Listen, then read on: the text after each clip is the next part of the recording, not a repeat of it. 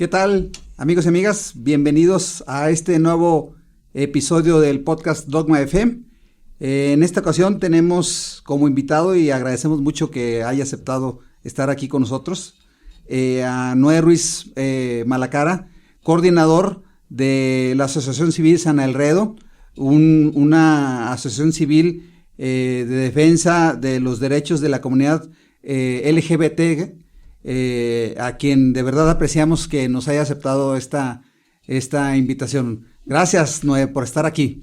No, muchísimas gracias, Marco. Gracias por la invitación y sobre todo, pues para platicar un poquito de qué hacemos y cómo lo hacemos en la comunidad San Elredo. Sí, gracias. Yo comenzaría diciendo que a lo largo, en especial en los últimos 2 milenios, los seres humanos tienen miedo y rechazan lo que ellos consideran, pues es importante señalar, que es diferente, ¿sí? Y después los dogmas, ¿sí? La fe, ¿sí?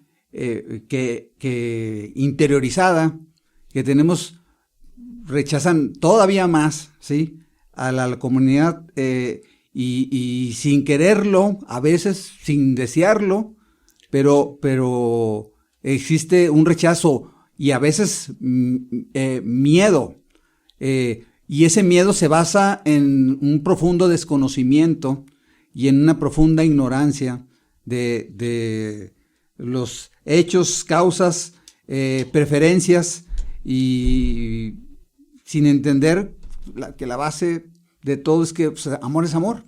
Sí. Desde esa perspectiva, Noé, en la comunidad, ¿cómo lo sienten? ¿Cómo han vivido el rechazo y cómo han sentido la transformación muy despacio, desde mi punto de vista, el cambio de actitud, de paradigma? ¿Cómo se sienten, Noé?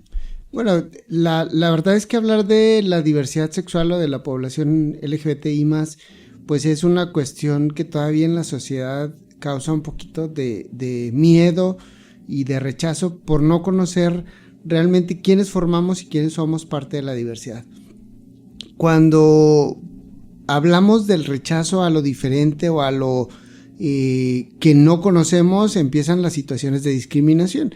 Entonces, en ese sentido, hemos ido arrastrando este estigma y esta discriminación a lo largo de muchos años. Entonces, cuando hay personas que nos buscan y que dicen, yo me identifico como gay, lesbiana, persona trans, bisexual o intersexual, lo primero que vemos es cuál es el centro del problema.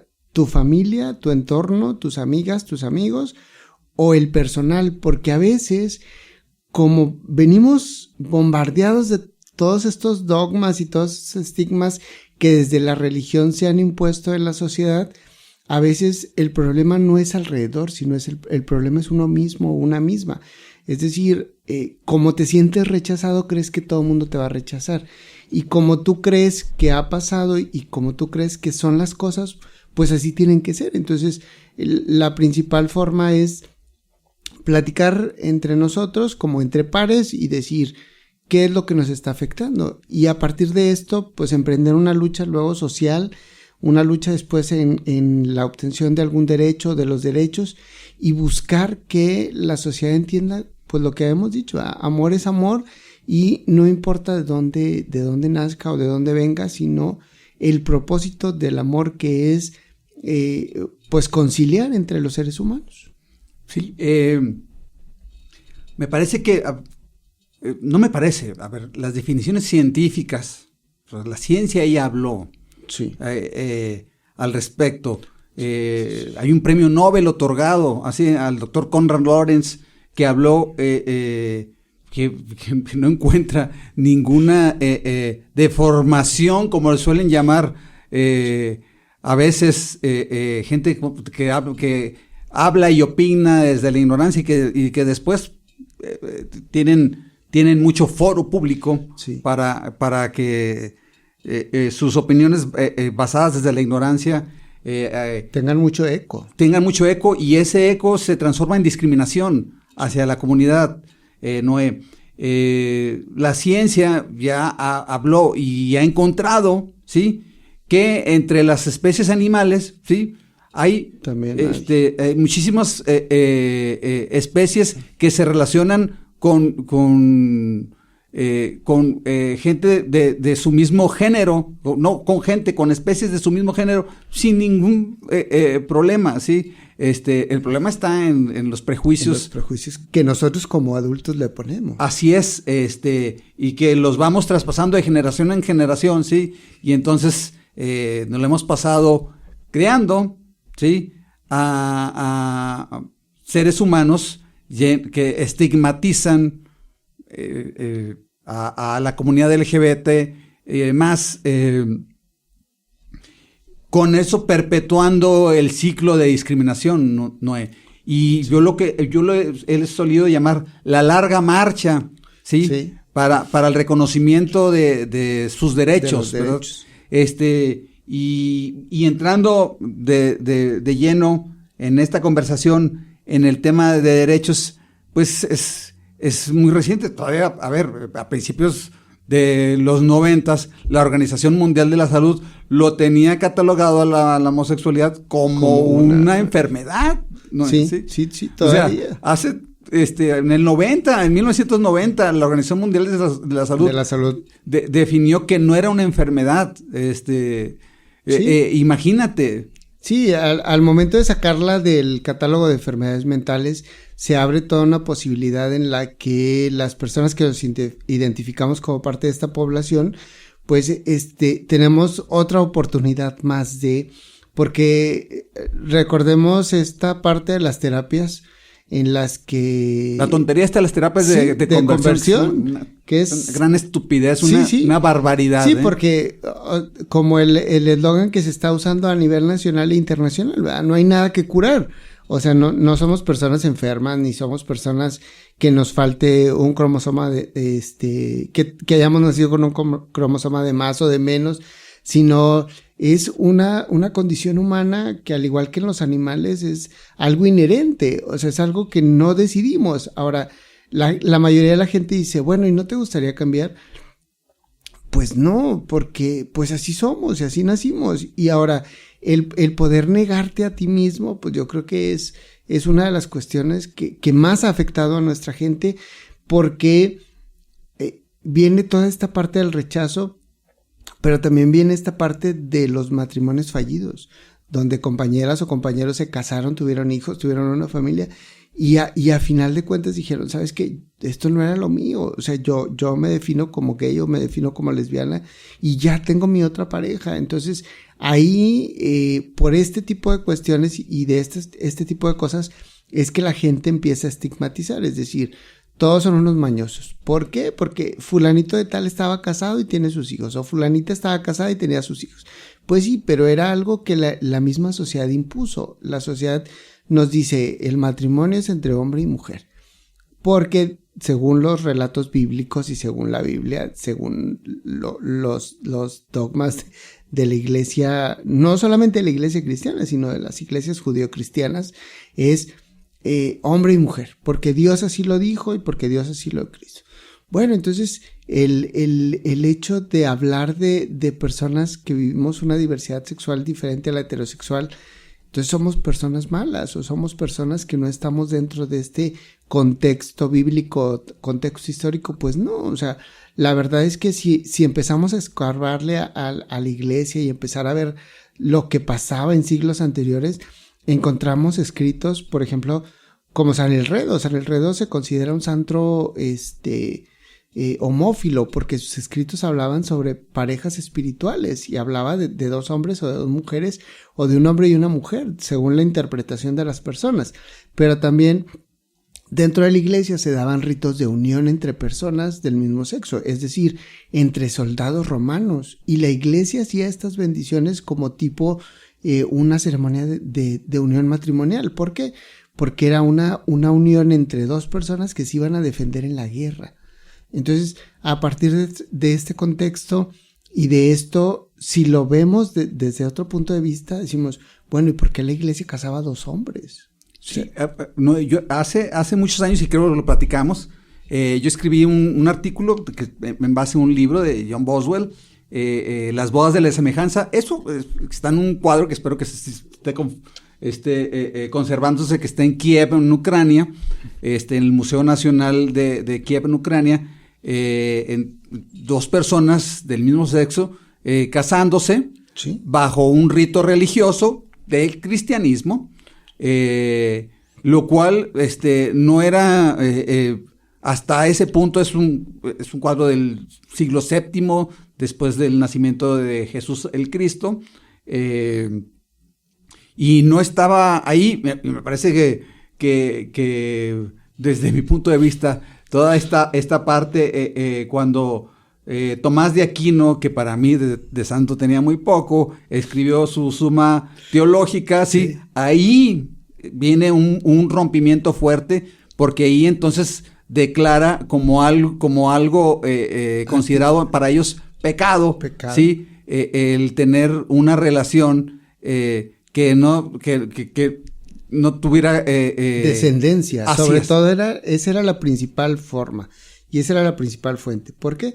Porque entre 2 hombres o entre 2 mujeres no iba a haber hijos y no iba a haber como este tipo de descendencia. Entonces, bajo este precepto se dice, es que es pecado, es que Dios no los ama, es que Dios no los quiere, porque no le estén entregando un hijo nuevo a Dios. Entonces, a partir de esto es que se empieza a crear todos estos hilos de malentendidos, y recordemos algo, la Biblia fue inspirada por Dios, pero escrita por hombres. Por supuesto. Y la Biblia ha tenido miles de traducciones, ¿verdad? No es lo mismo el arameo que el romano, y que al latín. Y el griego. Y que al griego, y que al día de hoy el español o cualquier otro, cualquier otro idioma escrito. Entonces, ahí le vamos agregando palabras. La palabra homosexual en la Biblia no existe, porque no existía esa palabra en ese tiempo, ¿verdad?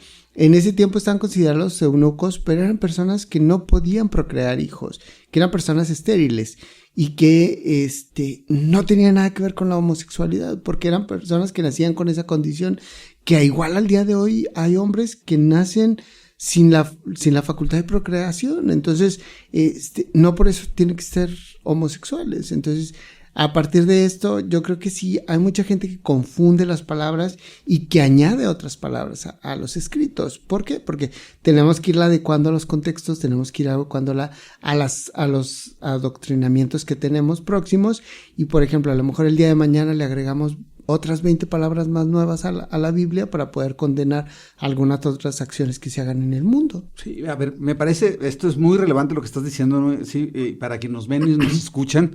A ver, para ser claros, lean en ese libro que creen, ¿sí? Que además se escribió en un contexto histórico de mucho retraso, de mucho desconocimiento, y lo digo con todo respeto, pero eran las condiciones históricas de su momento, pues no había avances tecnológicos más que los que existían en eso, que eran muy escasos, y la palabra homosexualidad, homosexual jamás viene escrita en ninguna, ¿sí? Así es que si alguien les dice, la Biblia dice no lo dice, ¿sí? No lo dice. Yo los invito a que la lean. Por eso quise hacer esta pausa, ¿no? Y la gente va a decir, bueno, pues entonces, ¿en qué creemos? Bueno, yo soy católico de nacimiento y soy fiel creyente, pero también me interesa conocer el contexto de las cosas, porque si desde muy pequeños nos han dicho que la homosexualidad es un pecado, bueno, hay que buscarle por dónde viene, en dónde está, qué es lo que dice, y cuando tú lees la Biblia encuentras realmente que no está esa parte. Entonces, ahora sí, perdón, pero te compro eso. La Biblia jamás dice que amar a una persona, ¿sí? ¿Es un pecado? O tener una relación con una persona de tu mismo sexo es un pecado. Jamás lo dice, ¿sí? No. Por principio de cuentas. Sí. Segundo, y aunque lo dijera. Sí. No por eso, pero no lo dice, digo, no. aclarando paradas, como lo dicen, ¿sí? Sí. Y luego, entonces, ha sido una construcción social, ¿sí? Sí. En base al miedo, al rechazo, a la homofobia, ¿sí? Al desconocimiento. Me aventuro, pero eso ya no lo estás diciendo tú, lo estoy diciendo yo, Noé, a lo que llamaban la interiorización de gente que odia lo que ellos son, uh-huh. ¿Sí? Y entonces hay mucha gente con preferencia sexual distinta que siente que está en el pecado, ¿sí? No sé lo que ellos definan pecado, desde mi percepción, sí. No existen los pecados como tal, pero esa es una apreciación mía. Y entonces a veces esas personas se empoderan, llegan a posiciones de poder y desde ahí, ¿sí? Utilizan su poder para estar rechazando a la comunidad, Noé. Sí, bueno, nosotros, como mucha gente lo sabe, nuestra organización nace dentro del seno de la Iglesia Católica, bajo la tutela del obispo emérito Raúl Vera. Entonces, ¿en qué año empezó San Enredo? En el 2002. Ya. Nosotros ya tenemos 20 años ya. De haberse fundado. Eso le llama ya la larga marcha, ¿eh? Sí, y algo que nosotros hemos aprendido de Raúl Vera es esa tenacidad de comprensión, porque entiende todos los temas y conoce todos los temas, y a pesar de ser una figura religiosa, defiende los temas que tiene que defender bajo el precepto del amor. Entonces, hay mucha gente que al principio decía, ¿pero qué están haciendo? ¿Y por qué están dentro de la iglesia? Y cuando empezaron a ver cuál era el trabajo y la labor pastoral que hacíamos y cómo estábamos trabajando al interior de la iglesia, todo eso desapareció. Entonces, ya habíamos ganado un pequeño territorio que era la iglesia, que iba a servir como respaldo para cuando saliéramos a la sociedad. Y cuando salimos a la sociedad, creo que nos fue bien porque tuvimos este antecedente de lucha dentro de la iglesia en la diócesis de Saltillo, para luego salir a la sociedad en general y no sentir tanto ese rechazo.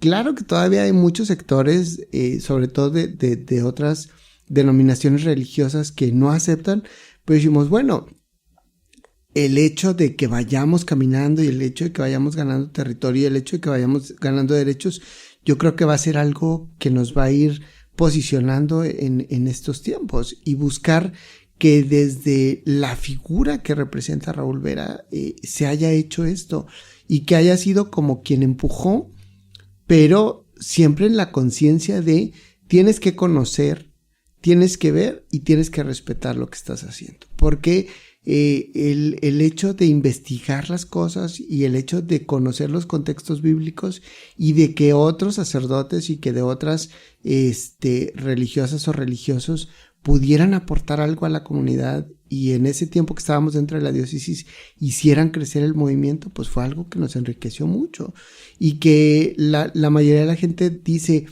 es que no entendemos el por qué, si son rechazados, por qué una diócesis los acoge, y que es algo a nivel internacional que no se ha visto y que no se veía. Estudio, por supuesto, Digo, entonces, hay que reconocer a obispo. Yo he sido crítico del obispo Vera, pero también a su vez sí. he reconocido mucho de su lucha.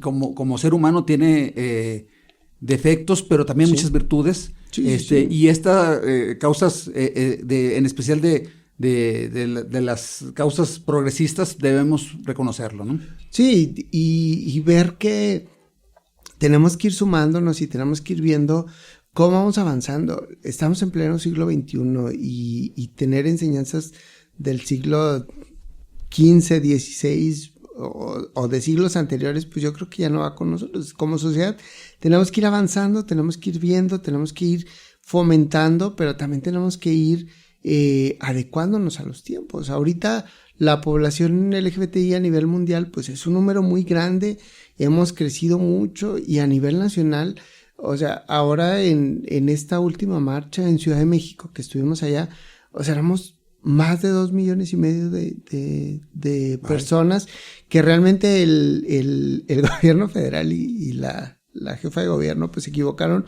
en un cerito, ¿verdad? Porque ahí dijeron que eran 250,000 personas. No, éramos más de 2,5 millones de personas. ¿Por qué? Impresionante. Porque ya va creciendo y aparte la marcha en la Ciudad de México es como la marcha a nivel nacional. Entonces vamos de todos los estados de la República y ahí convergemos.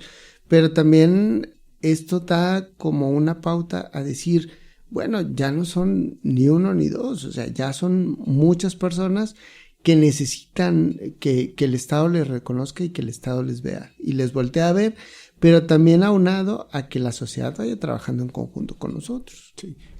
Del 1990, que la Organización Mundial de la Salud saca a la homosexualidad del catálogo de enfermedades mentales. Es increíble que apenas en el 90 primero no sé por qué la metieron, ¿sí? Pero después tampoco entiendo por qué duró tanto tiempo ahí. Sí.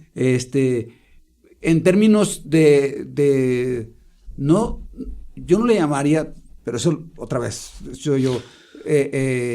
obtención de derechos, para mí es reconocimiento de derechos.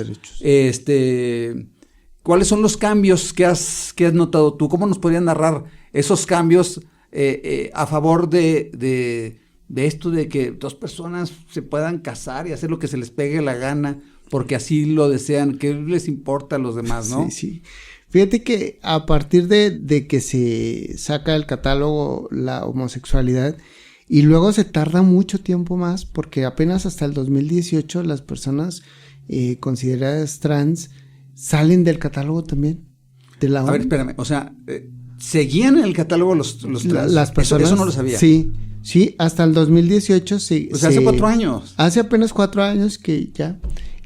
Precisamente en junio del 2018 sale el catálogo de trastornos también y de enfermedades mentales y empieza todo esto de darle como un espacio y una acentuación a las personas que se identifican como trans.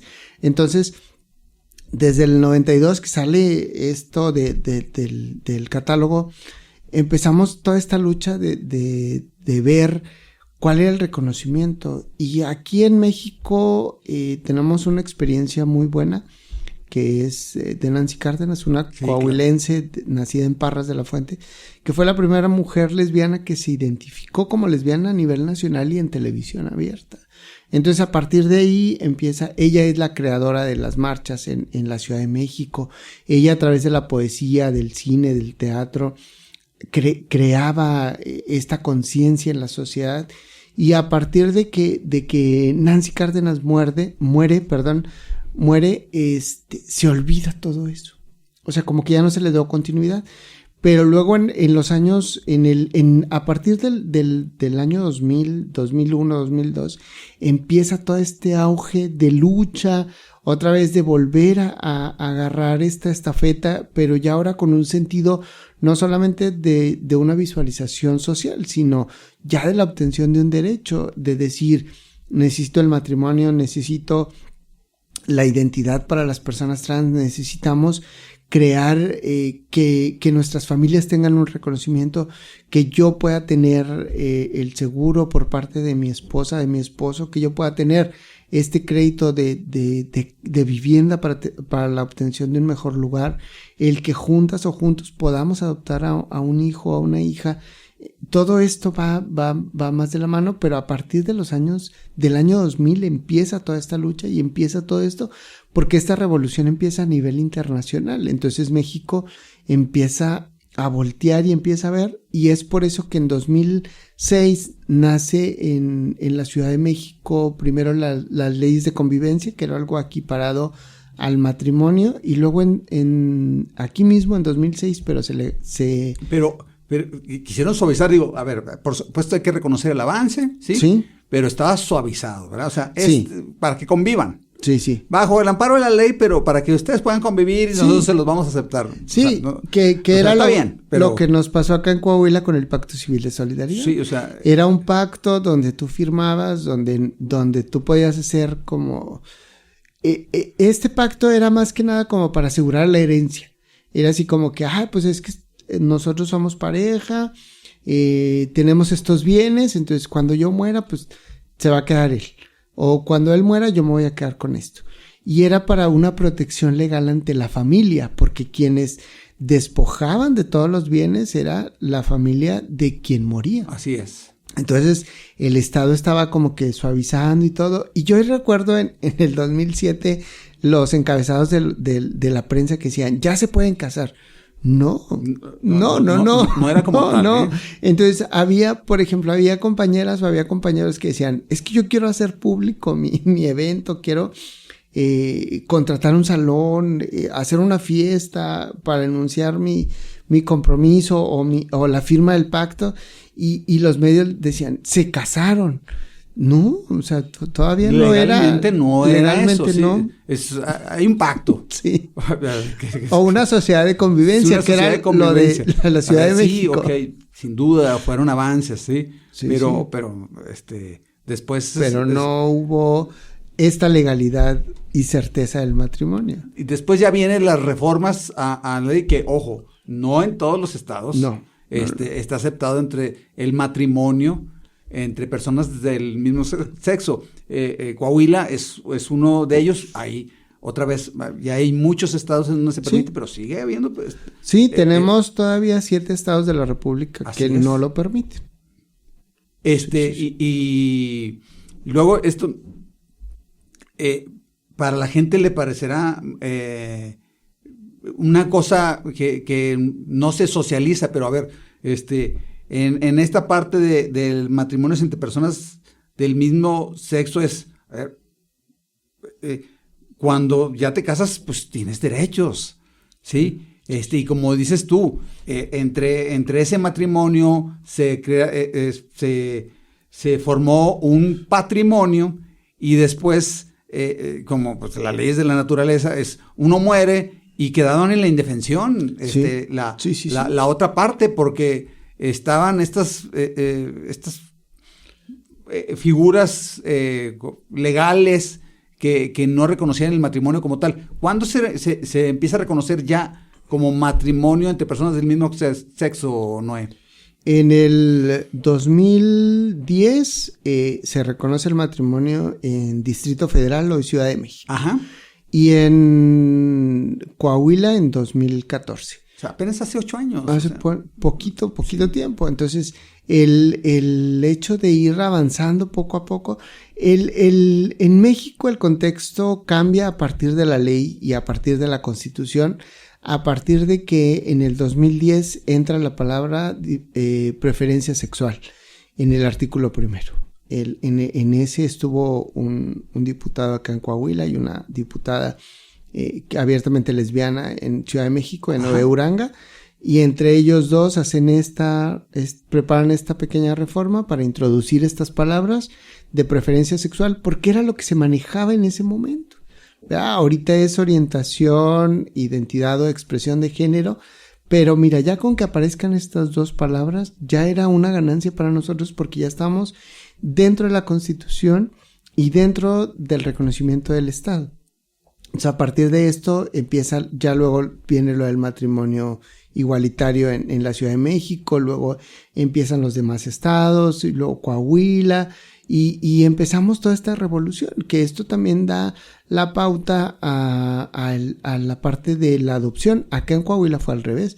Primero se aprobó la adopción homoparental o lesbomaternal, y luego se dio el matrimonio. Entonces, a partir del 2015, que ya estaba legalizado todo y que ya estaba en vigor todo, empiezan parejas del mismo sexo a voltear a Coahuila a verla para la obtención de esta familia que ellas y que ellos querían tener. Entonces, ahorita la adopción en Coahuila pues es un hecho, y tenemos unos compañeros de la Ciudad de México que en 2015 lucharon mucho por su adopción, y ahorita son una familia de 4, son ellos 2 y tienen 2 hijos, y nosotros lo vemos y los ponemos siempre como un ejemplo, porque no tienen ningún problema de nada, al contrario,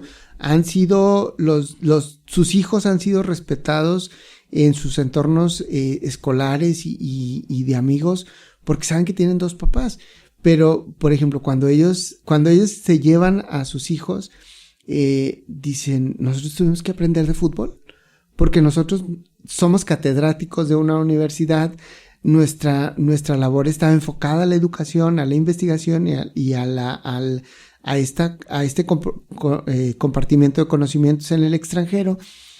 Y luego llegan nuestros hijos y vamos a ver el fútbol y tuvimos que aprender, incluso llevarlos a sus prácticas de fútbol. O sea, para nosotros no representó algo que nos incomodara, sino al contrario, ellos vinieron a revolucionar nuestra vida. Es lo mismo que pasa en un matrimonio heterosexual. Cuando llega un hijo, tú te tienes que ir adaptando claro. a las necesidades del pequeño o de la pequeña y darle la protección y darle lo mejor que para ellos sea. Entonces, también las parejas del mismo sexo que adoptan, pues también buscan lo mejor para sus hijas e hijos. Sí, no, qué bueno que hablas de esta parte de la adopción, porque otra vez gente que habla desde su ignorancia, dicen, bueno, ok, que se casen, pero que no adopten. Ajá, sí, porque los van a violar. Sí. ¿sí? Y desconocen, ¿no? Sí, que la ciencia del comportamiento tiene cualquier cantidad de estudios diciendo que las violaciones a los niños, ¿sí?, vienen en matrimonios heterosexuales y que la mayor parte de ellos son por un tío, el papá, el abuelo, ¿sí? Y que la cantidad de casos de niños que han sufrido abuso que han sido adoptados por personas del mismo sexo se reduce al 0.01%, ¿sí?, de los casos de niños adoptados, ¿sí? Y que en los otros y otra vez hablan desde la ignorancia y desde sus prejuicios y dogmas. Sí, y algo que la gente cree que la adopción es así como que un reglamento oficial y ya le di al niño y él se tiene que hacer cargo del niño y ya no hay marcha atrás. No, o sea, la ley también contempla que si el infante no se siente a gusto en el entorno familiar, él tiene que regresar a casa hogar y el Estado se vuelve a hacer cargo de él. Entonces, si un hijo adoptado no da indicios de querer regresar, pues es porque está bien y es porque en la familia donde está se siente a gusto. Entonces, la mayoría de la gente, y al principio sí lo decían, ¿y para qué quieren adoptar? O sea, ¿cuál es la finalidad de adoptar? Pues la finalidad de adoptar es explotar ese lado paternal o ese lado maternal que se tiene como ser humano. Todo mundo queremos proteger a alguien. Y darle tu amor a otra persona. Sí. A ver, sí. ¿De verdad hay un acto criminal en eso? Sí, y lo hacemos. Sí. Por ejemplo, nosotros como matrimonio tenemos 5 mascotas. Tenemos una gata, un gato, 2 perras y una gallina. Y a las 5 mascotas las cuidamos bien. O sea, no es así como que, ay, pues no comieron, pues ni modo, pues que no coman. O sea, no, la gente debe entender que cuando tienes una responsabilidad de un infante, pues es por lo mismo, porque vas conociendo, porque vas tratando y porque vas experimentando esta cuestión de cuidarle, de educarle, de formarle, pero sobre todo en valores, porque a veces la formación que se da en la casa a veces carece de valores, porque a veces creemos que con el señalar lo diferente o con señalar lo que para nosotros creemos que está mal, pues es la norma y nuestras hijas e hijos tienen que seguirlo. Y eso, pues yo creo que no es parte de lo que se tiene que hablar. Y otra de las cosas es que a veces la gente confunde educación con formación. La familia forma y la escuela educa.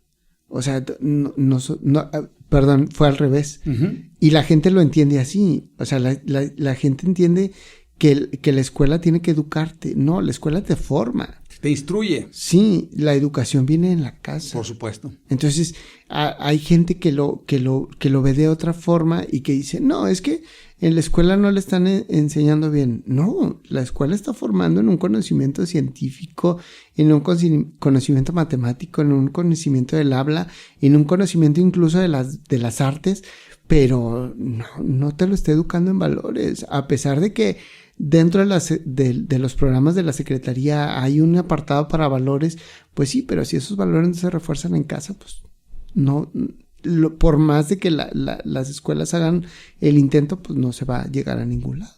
Oye, Noé, y después de esta parte de la adopción y los matrimonios entre personas del mismo sexo, vino el reconocimiento y el atravesar por ahora la burocracia de los gobiernos para que acepten eso y después, oye, sí, pues nos casamos, pues queremos tener una casa. Sí. Y entonces ibas a Infonavit y no lo reconocían, no. ¿Sí? Y entonces, no, espérate, ¿qué me estás hablando? Sí. ¿Cómo que dos personas quieren sacar un crédito en Infonavit? No, porque muy bien, reformaron las leyes, pero después los reglamentos de toda esa bola de instituciones democráticas, burocráticas, perdón, que democráticas no tienen nada, no estaban adaptadas. Sí. Y después, ahora, esa lucha, ¿sí? Para que me permitieran, yo con mi pareja, poder compartir este crédito. ¿Qué nos puedes contar de experiencias de eso? Pues fíjate que a partir de los primeros matrimonios en la Ciudad de México, empezó toda esta lucha de reconocimiento, primero en el IMSS, porque el Instituto Mexicano del Seguro Social... Yo estoy asegurado, tengo un trabajo, ese trabajo me da un seguro, y entonces yo decido a quién pongo bajo mi seguro, quién puede ser sujeto de atención de ese seguro, y entonces en el seguro no te lo permitían. No te lo permitían, entonces empezó toda esta cuestión y empezaron con los amparos. Primero el amparo que reconocía que el Estado estaba otorgando la figura del matrimonio a dos personas del mismo sexo y por tanto la institución tenía que reconocerlo. Pero tenías que andar amparándote. Sí, y era un proceso que duraba entre 6 y 8 meses. O sea, si tú en esos 8 meses tu pareja que no estaba inscrito en el seguro sufrió un accidente o tenía una enfermedad, pues ni modo, no podía ingresar. Entonces era una deshumanización total y que no se veía bajo el precepto de la salud, sino era, pues es que aquí los reglamentos son así. Entonces cuando se llega al proceso de Infonavit también fue lo mismo, o sea, presenta un amparo, empieza desde cero y empieza así como que a ver y todo. Y luego también en el seguro teníamos otro problema, porque el reglamento del seguro decía que una mujer no podía inscribir a un hombre. Entonces, ¿cómo una mujer iba a inscribir a otra mujer? ¿O cómo una mujer iba a dejarle la pensión a otra mujer? Entonces, tuvimos que hacer todo un proceso a nivel nacional y que desde las instituciones a nivel federal se fueran sensibilizando y fueran cambiando poco a poco sus protocolos y sus reglamentos e incluso sus leyes, porque había cuestiones así como que muy, muy, muy marcadas en que entre el matrimonio era entre hombre y mujer y no iba a haber otra figura que amparara a otro tipo de personas. Entonces, a partir de esto se dio a partir en el instituto, a partir del 2015, ya fue algo como más normalizado y en 2015 se hizo la reforma a la ley del IMSS y en 2016 se hizo la reforma a la ley del Infonavit. Entonces, a partir de esto ya se dio entrada y ya ahorita ya tenemos todo esto. Y también en esta cuestión de las pensiones para las parejas del mismo sexo, también al principio batallamos porque había compañeras que morían y que la compañera tenía que emprender un juicio. Entonces, pues nosotros así como que, ¿cómo le vamos a hacer? Y pues afortunadamente tuvimos buenos abogados que nos echaron la mano y que lograron, pues que la pareja, después de tanto tiempo y después de tantos años de estar juntas y de haber comprobado que vivían y aparte pues probar con un acta de matrimonio, pues la obtención de esto. Y con respecto a lo de los créditos de Infonavit o de Foviste, pues ya ahorita ya es una realidad, pero sí tuvimos muchos problemas y teníamos que recurrir primero a los amparos para que luego se pudiera concretar. Ha sido una lucha con todo en contra siempre, ¿eh? Sí. La resistencia a a lo que muchas gentes legislaron, reglamentaron en base a su desconocimiento y a su ignorancia. Tú no puedes registrar, tú hombre no puedes registrar a tu pareja, tu mujer no puede registrar a tu pareja. Eso no estaban las leyes y después a veces me parece que ni siquiera, una buena parte de la sociedad ni siquiera se hace esa pregunta. En esta larga jornada que ha tenido la comunidad para que se le reconozcan sus derechos. ¿Sí? No es que les otorguen. Sí, no. Es el reconocimiento. Es el reconocimiento al derecho. De esos derechos. ¿Qué otro caso práctico, Noé, encuentras tú y qué queda por todavía vencer en este tema? En este tema, sí. A ver, los prejuicios ahí van a seguir. Van a seguir durante mucho tiempo. Hay una mayor sensibilización, tengo que reconocerlo, pero todavía está, y lo voy a mencionar, Noé, porque lo oigo, porque jotos, putos, y los oyes en privado de gente de poder, ¿sí? Que en público dicen una cosa, pero en privado se comportan de otra forma. De otra forma, ¿verdad? En público dicen lo políticamente correcto, sí, pero interiorizados tienen la homofobia, ¿sí? Y toda esta caracterización que se ha hecho del movimiento, ¿sí? Y el rechazo histórico, me parece que persiste. Sí hay avances, sí, pero persiste. ¿En qué otro tema de la vida pública y en tema de derechos sientes que falta por avanzar? Bueno, pues sí hemos avanzado mucho y yo creo que Coahuila ha ido avanzando poco a poco, pero ha sido bajo una estrategia del diálogo, el de poner a la persona como el centro y cuáles son sus necesidades básicas alrededor. Yo creo que también la experiencia de los derechos humanos y el conocer los derechos humanos y explotar la cuestión de los derechos humanos, porque la gente dice, pues es que ustedes creen que los derechos humanos lo son todo. Pues sí. Pues si los conoces y los sabes explotar, pues es como tu talento. O sea, si tú tienes un talento para trabajar una cosa y para hacer alguna cosa, pues claro que lo tienes que hacer. Dígame qué cosa no atraviesa por los derechos humanos, ¿verdad? Entonces, a partir de esto, pues también aún nos faltan ahí algunas cosas. Por ejemplo, lamentablemente en Coahuila, pues no había sucedido crímenes de odio. Y han estado pasando en lo que va del año, pues van 4 que ya tenemos registrados ahí en el Observatorio Nacional. Cuando dices crímenes de odio es el asesinato de personas de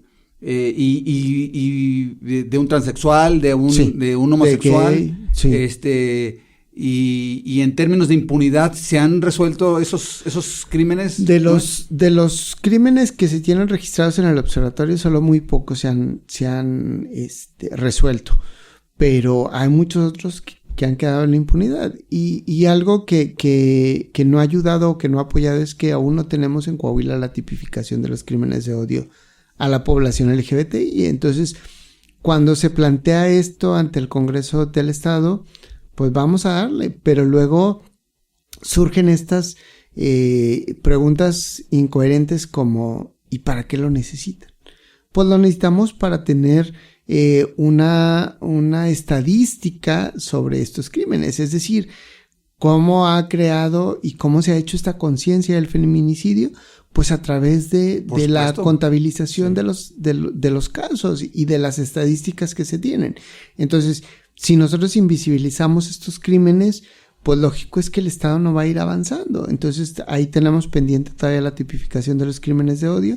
Y al día de hoy estamos trabajando en la reforma electoral o en la reforma de los derechos humanos que tiene el gobierno del Estado, y estamos posicionando la cuota LGBT o las cuotas arcoíris, como se conocen a nivel nacional, sobre la población LGBTI. Es decir, que compañeras y compañeros que tienen la intención de contender por un puesto de elección popular en el estado de Coahuila, pues lo puedan hacer y que sean avalados por un partido político, porque por ahí tuvimos un foro y tuvimos una reunión y una compañera decía, pues vámonos por la vía independiente.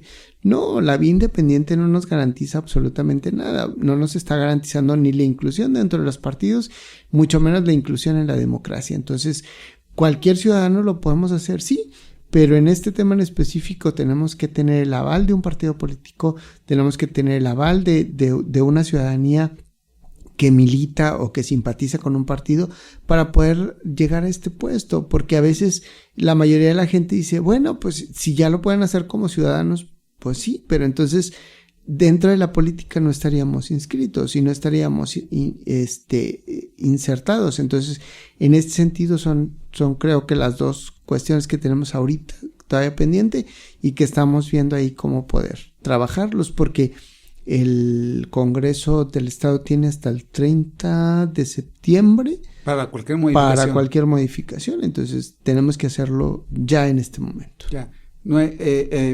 Lo comentábamos también en una charla anterior que tuvimos tú y yo, de cómo el sistema se aprovecha.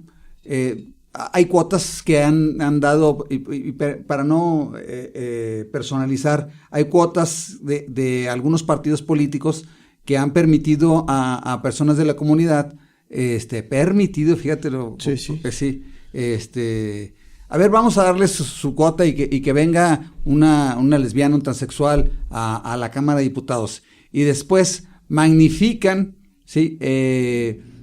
Ciertos comportamientos que a mí me parece que son innecesarios y polarizantes quizás de parte de la comunidad de la comunidad LGBT, porque cuando tú ves a un transexual en la tribuna de la Cámara de Diputados comportándose de forma agresiva, los medios conservadores se aprovechan para decir, miren lo que van y hacen, sí, porque ellos son así, son violentos, son agresivos, sí, y entonces el discurso de que los trans, los homosexuales son violentos y agresivos, se fortalece, porque sacan eso, no pasan todo la provocación que sufrió esa persona para llegar a explotar hasta ese punto. Hasta ese punto. No sé qué opinas al respecto. Sí, yo creo que la mayoría de las personas es como yo les comentaba, porque en esta ocasión a Ciudad de México llevamos a dos compañeros que no habían ido. Los compañeros estuvieron en la marcha y todo muy bien, y ya después que platicábamos del contexto de la marcha, dice, oye, ¿y por qué en la televisión sacan a las personas que salen con poca ropa? Perdón, o que salen desnudos, o que salen desnudas. Le digo, porque eso es lo que vende. Entonces, cuando ponen a una compañera trans que está en la Cámara de Diputados enérgica, enojada, molesta, en la tribuna hablando una sarta de sandeces, pues sí, pero no dicen qué es lo que hay atrás. O sea, es como en la marcha, no pasan lo bonito, la diversión que se está viviendo, el momento en el que las personas gritan una consigna y dicen necesitamos esto para los estados o para la Ciudad de México. Entonces, eso es, y lo sacan de contexto. Sí, siempre que sale una nota escandalosa sobre la población LGBTI, es sacada de contexto y solamente es lo que el medio quiere decir, pero aparte es lo que la sociedad quiere escuchar. Quiere escuchar que no somos buenas personas, que utilizamos estos espacios de poder para empoderarnos y poder hacer lo que nos dé la gana. Entonces sí hay como que todavía un pequeño recelo a decir sí, pero la verdad es que mira, o sea, si les damos la oportunidad, por ejemplo ahora que estamos buscando las cuotas y que no solamente sea una persona en representación plurinominal, sino una persona también que pueda contender por uno por un distrito, por un municipio, por una regiduría, Entonces, el buscar esos espacios yo creo que es algo que nos va a fortalecer, pero también no somos ejemplo. Y nadie somos ejemplo de nadie. Entonces, habrá momentos en que las compañeras y los compañeros también tengan que defender su postura, como lo han hecho muchos otros políticos, ¿verdad? Entonces, el poder sensibilizar desde el punto de vista democrático es lo que nos va a fortalecer como sociedad. Sí, me parece muy interesante lo que dices. La marcha dura 4 horas, ¿sí? Hay una noticia que dura 2 minutos y sacan a una persona vestida que andaba en tanga. Que andaba en tanga. Eso es lo que mueven para otra vez seguir perpetuando este ciclo de miren, son raros, Sí. Pero bueno, ok, vamos a tolerarlos. Sí. Y ahí está, marchan, nadie les molesta, Sí. Y otra vez, para que siga persistiendo ese prejuicio y ese rechazo, otra vez, duró muchísimo, sí. La marcha fue pacífica, pero lo que saca la televisión es ese espacio, sí. Esas imágenes, para que tú te sigas nutriendo y los sigas juzgando, ¿sí? Me parece, por decirlo menos, lamentable que los medios masivos de comunicación sí. Sigan eso. Y después, en esta parte de los delitos que se cometen todos los días en Coahuila y en cualquier parte del país, es un transexual mató a una persona, ¿sí? Sí. Matan 200 en el año, ¿sí? Sí. Pero si un transexual mató a hay 200 asesinatos, 300, no sé cuántos, sí. en el año en los estados, por estado. Pero si un transexual mató a una persona, hay una magnificación de la noticia, no sé si coincides conmigo, ¿sí? Sí. Sí. Para seguir, y eso lo quieren extrapolar, todos los transexuales, todos los gays, todas las lesbianas son violentas, tengan cuidado con ellos, ¿sí? Sí. Vean lo que hacen, Sí. E incluso nosotros estábamos en el Observatorio Nacional que hemos estado ahí trabajando desde el 2018. Nosotros veíamos, y la experiencia de muchas compañeras y de muchos compañeros es esta, de que cuando asesinan a alguien de nuestra gente, el medio es así como que 2 párrafos y se acabó. Pero si alguien de nuestra gente asesina a alguien, cualquier asesinato tiene que ser reprobable y tiene que ser condenado. Claro. Eso no está en discusión. Pero cuando alguien de nuestra gente lo hace, la nota es mucho más grande, mucho más amplia, y se da con esa persona. O sea, en ese momento, a lo mejor pasó ayer y hoy ya lo están presentando a los medios de comunicación. Sí. Y cuando ha sucedido otro al revés, o sea, hemos tenido muchas carpetas de investigación que ya están archivadas. ¿Por qué? Porque no le interesa, porque la fiscalía no quiso hacer su trabajo, porque la investigación se fue por otro lado, aunque la familia esté aportando las pruebas y esté diciendo fulano, mengano y perengano fueron los que lo asesinaron por esto y esto, la fiscalía dice, ¿sabe qué? Se cerró, se acabó. Pero cuando se trata de alguien de nosotros, es así como que aquí está. Sí, y es él, y es ella, y la justicia sí llega. Ahí sí es expedita, sí. Eficiente, rapidísima, sí. Y otra vez, vuelve para seguir en esta creencia de, miren, ellos, ahorita los vamos a tolerar. Sí. ¿Sí? Pero miren lo que hacen, Sí. Y entonces te presentan como casi, los presentan como asesinos. Sí. Eso lo extrapolan. Toda la comunidad es asesina, Sí.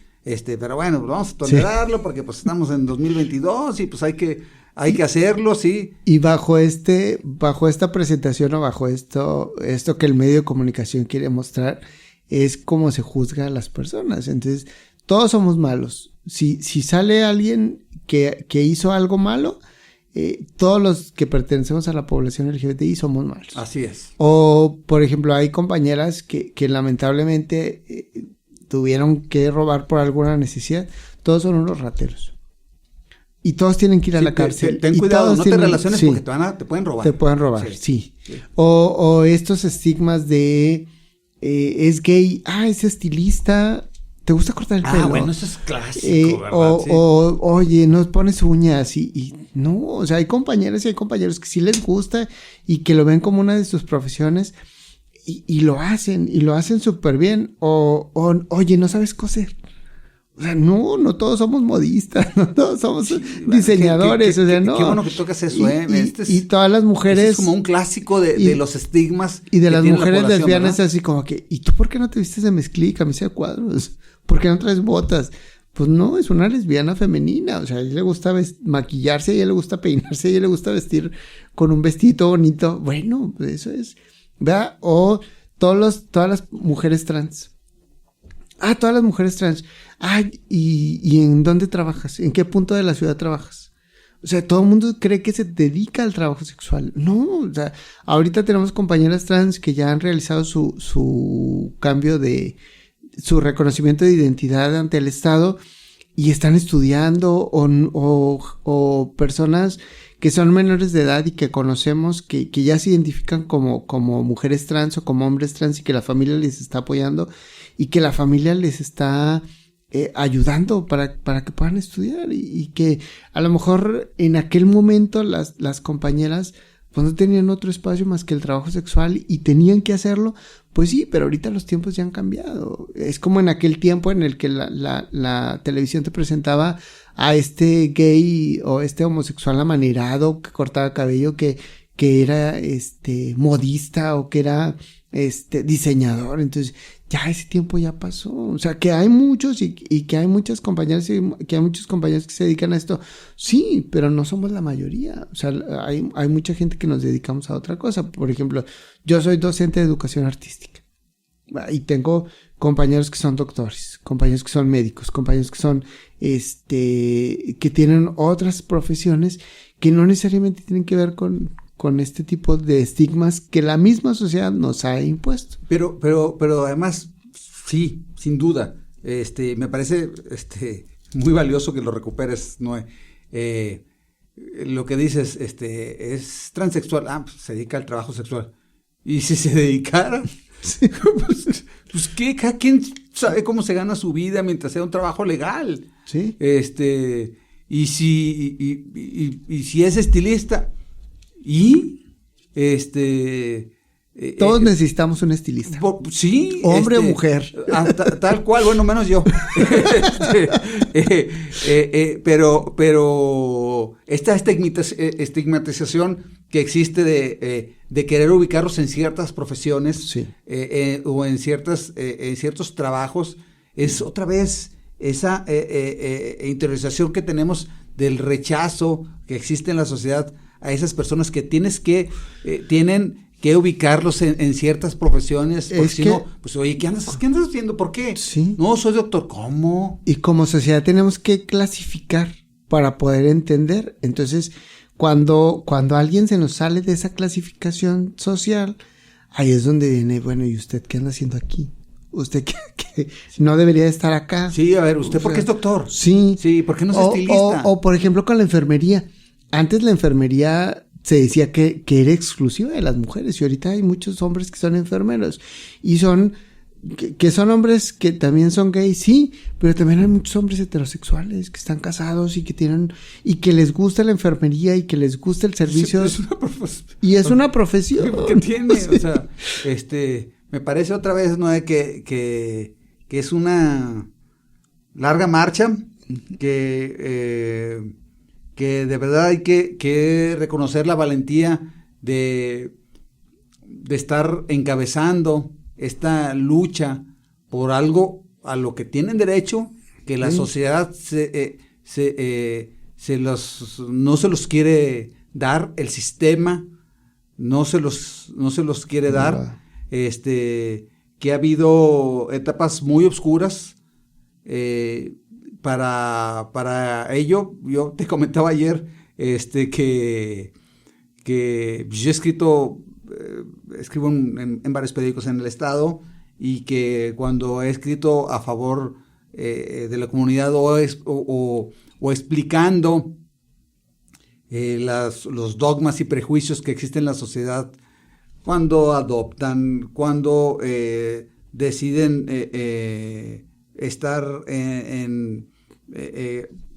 casarse o tener un cambio de sexo. Me han pegado en redes, no, es que tú también seguramente eres homosexual, nada más que de closet. Y lo que te decía, es que yo no puedo salir de closet porque para salir de closet tenía que primero meterme al closet, ¿sí? Y no puedo meterme al closet porque estoy muy gordo, les digo. Entonces, y yo estoy contento con mi heterosexualidad, pero que no tendría ningún problema en aceptar una condición distinta. Como creo que no debemos de tener miedo, rechazo, ¿sí?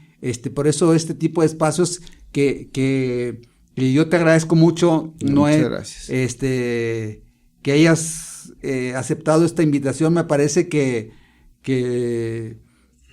merece la pena, después de hablar más del contexto histórico. Eso ya trajiste estos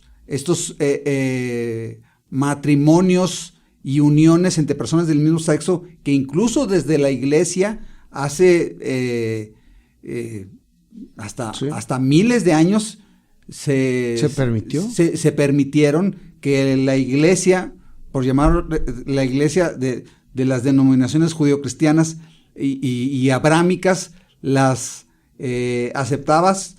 Estoy intentando hacer una recapitulación de todo lo importante y valioso que nos has dicho, que en ninguna parte de lo que le suelen llamar los cristianos y católicos habla de homosexuales ni de rechazo a homosexuales, y que de verdad que esta larga marcha, ¿sí? Debemos estar todos involucrados. Y yo terminaría otra vez agradeciéndote, Noé, muchas gracias.